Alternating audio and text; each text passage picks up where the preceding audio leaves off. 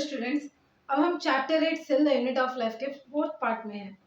हमने अब तक डिस्कवरी ऑफ सेल देख लिया है, ओवरव्यू ऑफ सेल देख लिया है और प्रोकैरियोटिक सेल्स का कुछ बेसिक पार्ट जो है वो हमने कवर कर लिया है। अब हम पढ़ने जा रहे हैं cell envelope and its modifications के बारे में। Okay, most prokaryotic cells particularly the bacterial cells have a chemically complex cell envelope. देखिए, नीट के लिए हमें गौर करने की बात होती है मोस्ट, यहाँ दिया गया मोस्ट प्रोकैरियोटिक सेल्स। क्वेश्चन दे सकता है कि all prokaryotic cells have a cell envelope, तो इसका आंसर होता है फॉल्स। मोस्ट प्रोकैरियोटिक सेल्स मतलब कई प्रोकैरियोटिक सेल्स में हमें पर्टिकुलरली जो बैक्टीरियल सेल्स होते हैं उसमें हमें एक केमिकली कॉम्प्लेक्स सेल एनवेलप देखने को मिलता है। और जो सेल एनवेलप है वो 3 लेयर्स का होता है। ये 3 डिस्टिंक्ट लेयर्स होते हैं, लेकिन ये 3 लेयर्स मिलकर एक सिंगल प्रोटेक्टिव यूनिट की तरह काम करते हैं सेल के लिए। तो ये 3 लेयर्स क्या क्या है? ग्लाइकोकैलिक्स, सेल वॉल और प्लाज्मा मेम्ब्रेन। आउटर मोस्ट होता है ग्लाइकोकैलिक्स, यानी कि अगर ए सेल है जो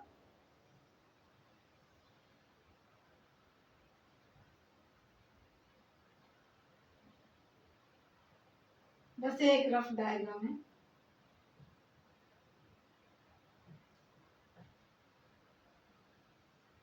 देखिए, ये आउटर मोस्ट लेयर जो होता है वो ग्लाइकोकैलिक्स होता है 3 लेयर्स में।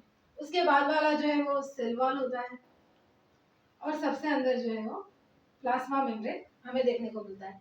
और ये 3 लेयर्स को मिलाकर हम कहते हैं सेल एनवेलप। ओके, तो although each layer of the envelope perform distinct function, they act together as a single protective unit। जैसे कि मैंने कहा, जो ईच लेयर है, ग्लाइकोकैलिक्स का कुछ डिफरेंट फंक्शन होता है, सेल वॉल का डिफरेंट फंक्शन होता है और प्लाज्मा मेम्ब्रेन का भी डिफरेंट फंक्शंस होते हैं, लेकिन ये तीनों लेयर्स मिलकर सेल को प्रोटेक्शन दिलाते हैं। ओके, सो एक सिंगल प्रोटेक्टिव यूनिट की तरह काम करते हैं।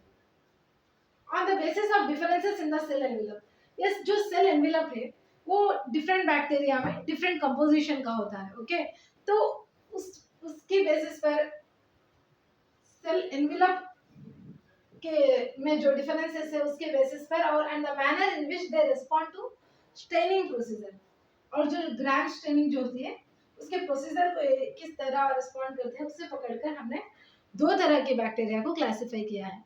एक होता है ग्राम पॉजिटिव बैक्टीरिया, जो कि पॉजिटिव जो ग्राम स्टेन जो है वो टेकअप करती है, उस बैक्टीरिया को हम ग्राम पॉजिटिव बैक्टीरिया कहते हैं। और जिस बैक्टीरिया में जो बैक्टीरिया ग्राम स्टेन को नहीं लेती उसे हम कहते हैं gram negative bacteria. So most prokaryotic cells में हमें एक केमिकली कॉम्प्लेक्स सेल एनवेलप देखने को मिलता है। सेल एनवेलप 3 लेयर्स का बना होता है। आउटर मोस्ट लेयर जो होता है वो ग्लाइकोकैलिक्स है। उसके बाद जो नेक्स्ट लेयर होता है सेल वॉल होता है, and cell wall is again followed by plasma membrane होता है। ये 3 लेयर्स के डिफरेंट दो they have different functions, they together act as a single protective unit. वो तीनों एक सिंगल प्रोटेक्टिव यूनिट की तरह काम करते हैं। एंड नेक्स्ट हमने देखा कि बैक्टीरिया 2 टाइप्स की होती है, gram positive and gram negative bacteria. और ये डिफरेंस हमने ये जो ग्राम पॉजिटिव और ग्राम नेगेटिव की तरह बैक्टीरिया को 2 टाइप्स में डिवाइड किया है। ये है on the basis of cell envelope and on the manner on which they respond to the staining procedure. Next एक जो 3 लेयर्स है इसके फंक्शंस देखते हैं। ग्लाइकोकैलिक्स जो है वो डिफर करता है कंपोजिशन और थिकनेस में, यानी कि इसका कंपोजिशन और थिकनेस जो है डिफरेंट बैक्टीरिया में वैरी करता है। या तो ग्लाइकोकैलिक्स लूज शीट की तरह रहता है, लूज शीट को हम कहते हैं स्लाइम लेयर।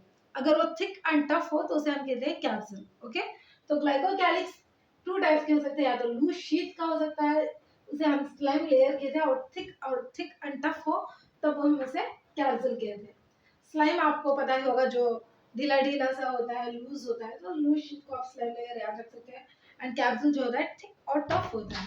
नेक्स्ट है सेल वॉल। सेल वॉल जो है, सेल वॉल की 2 फंक्शंस है। एक है shape of the cell.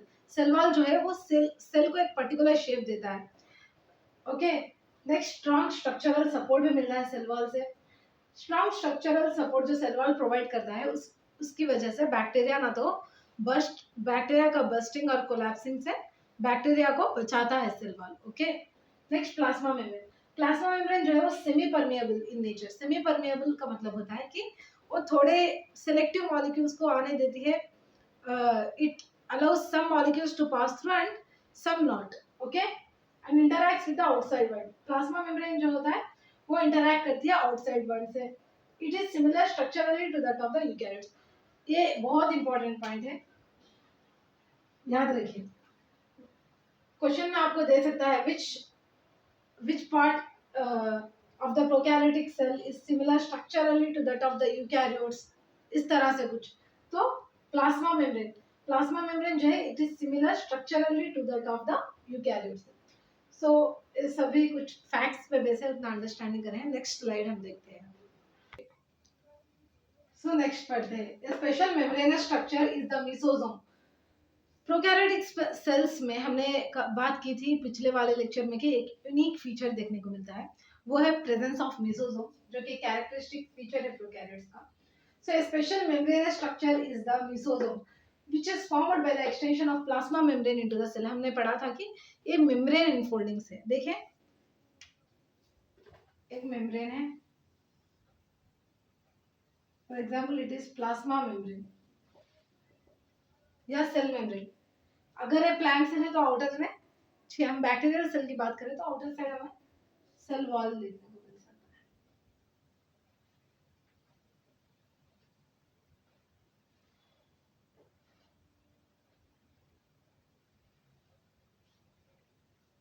Outer side में हमें सेल वॉल देखने को मिलेगा।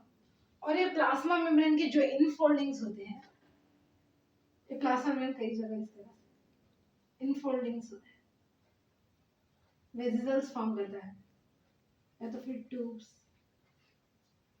इस मेम्ब्रेनस इनफोल्डिंग्स को, प्लाज्मा मेम्ब्रेन के, हम कहते हैं mesosome. So A special membranous structure is the mesosome which is formed by the extension of plasma membrane into the cell। Hope आपको लाइन समझ में आएगी। देखिए ये जो एक्सटेंशन है into the cell, ये या तो वेसिकल्स के फॉर्म में होते हैं, या तो ट्यूब्यूल्स के फॉर्म में देखने को मिलते हैं, या तो फिर लैमेले के फॉर्म में हमें देखने को मिलते हैं।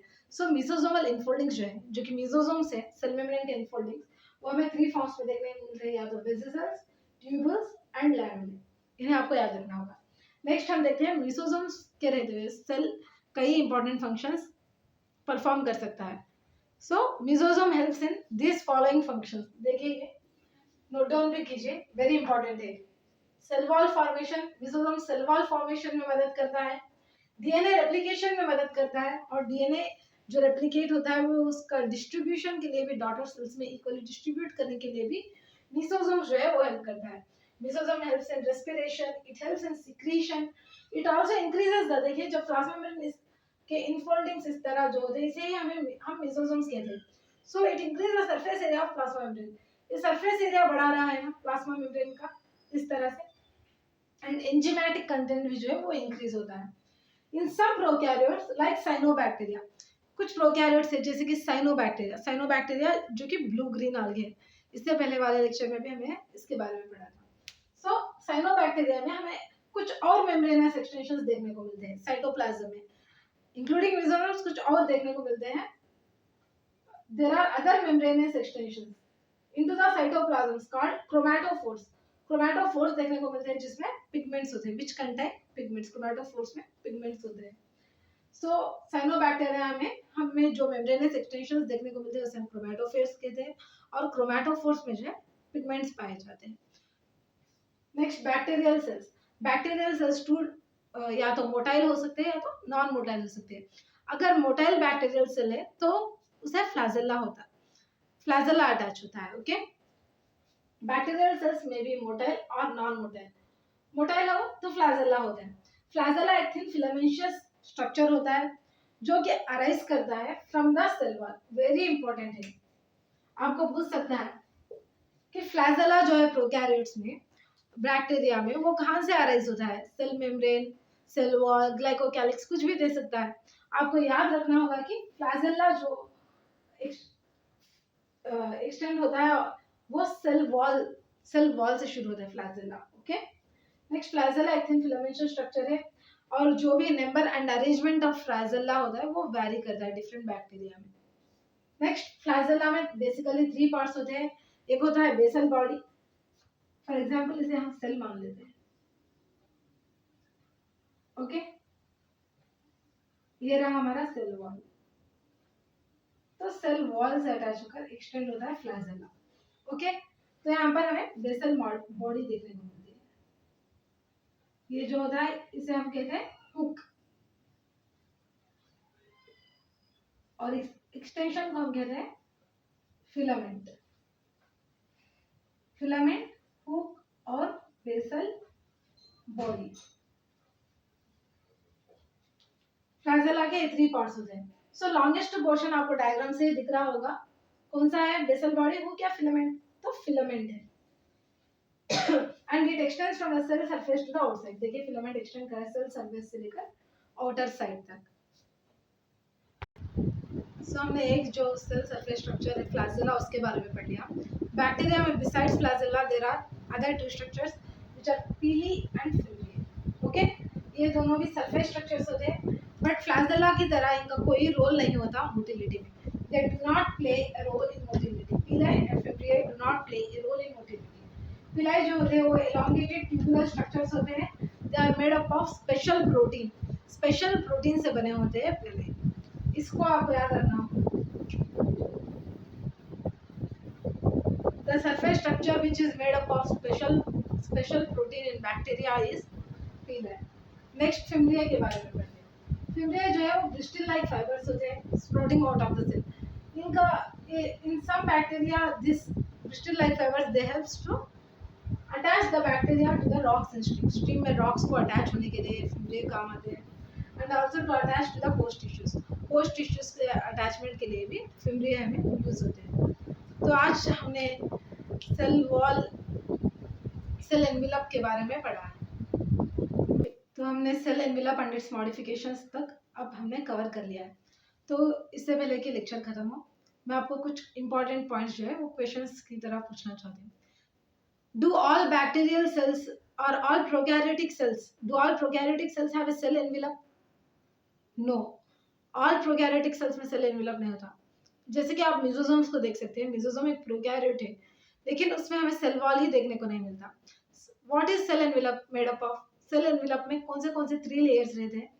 आउटर मोस्ट होता है ग्लाइकोकैलिक्स, उसके बाद होता है सेल वॉल, उसके बाद प्लाज्मा मेम्ब्रेन। ये 3 लेयर्स होते हैं, 3 टुगेदर टाइटली अटैच्ड होते हैं और एक सिंगल प्रोटेक्टिव यूनिट की तरह ये 3 लेयर्स काम करते हैं।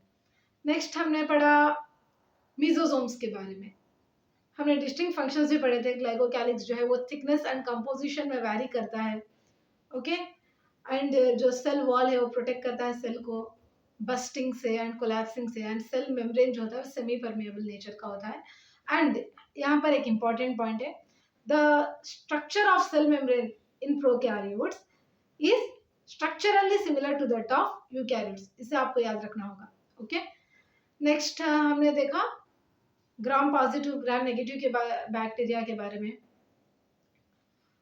मेसोसोम्स के बारे में। ओके, मेसोसोम्स क्या होते हैं? जो इनफोल्डिंग्स होते हैं सेल मेम्ब्रेन के, सेल मेम्ब्रेन के इनफोल्डिंग्स को हम मेसोसोम्स कहते हैं। ओके, सो मेसोसोम्स किन फंक्शंस में हेल्प करते हैं इसे भी हमें देखना। Cell wall formation, respiration, secretion, DNA replication and its distribution to the daughter cells. ये फंक्शंस आपको याद रखना होगा, वेरी इंपॉर्टेंट है। नेक्स्ट हमने देखा कि साइनोबैक्टीरिया जो है उसमें हमें क्रोमैटोफोर्स देखने को मिलते हैं। इसी तरह मेम्ब्रेनस एक्सटेंशंस जो होते हैं वो क्रोमैटोफोर्स होते हैं। मेम्ब्रेनस इनफोल्डिंग्स जो है क्रोमैटोफोर्स होते हैं, उसमें पिगमेंट्स होते हैं। उसके बाद हमने फ्लैजेला बैक्टीरिया 2 काइंड्स की होती है, तो मोटाइल होती है, नॉन मोटाइल बैक्टीरिया होती है। मोटाइल बैक्टीरिया हो तो उसमें फ्लैजेला होता है, और फ्लैजेला के ऑरिजिन पॉइंट जो है it extends from the cell wall. आपके एनसीईआरटी में नीट से मेंशन किया गया है कि it extends from the cell wall, तो सेल वॉल को आप याद रखिएगा। और फ्लैजेला के 3 पार्ट्स होते हैं। अगर मोटाइल बैक्टीरिया है उस तो उसमें फ्लैजेला देखने को मिलता है, और फ्लैजेला के 3 पार्ट्स होते हैं। एक होता है फिलामेंट, दूसरा हुक और बेसल बॉडी। बेसल बॉडी जो है वो फर्स्ट पार्ट होता है, नेक्स्ट हमें देखने को मिलता है hook and it's followed by filament. Filament एक लॉन्गेस्ट पोर्शन होता है फ्लैजेला का। उसके बाद हमें देखा कि पीला एंड फिब्रिया जो है वो भी सरफेस स्ट्रक्चर्स होते हैं, लेकिन इनका कोई रोल नहीं होता मोटिलिटी में बैक्टीरिया के। पिलाई जो है वो एक स्पेशल ट्यूबुलर प्रोटीन से बनी होती है। एंड नेक्स्ट जो है फिम्ब्रिया के बारे में। फिम्ब्रिया जो होते हैं एक ब्रिस्टल लाइक फाइबर्स होते हैं, सेल से बाहर निकलते होते हैं वो।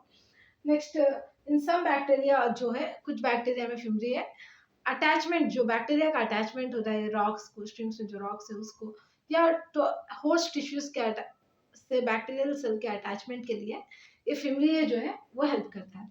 सो फिमरिया और पिलाई का मोटिलिटी में कोई रोल नहीं होता। हमने आज सेल एंड विला पंडित मॉडिफिकेशंस को कंप्लीट कर लिया है। नेक्स्ट वीडियो लेक्चर में जो है हम राइबोसोम्स के बारे में पढ़ेंगे। Thank you.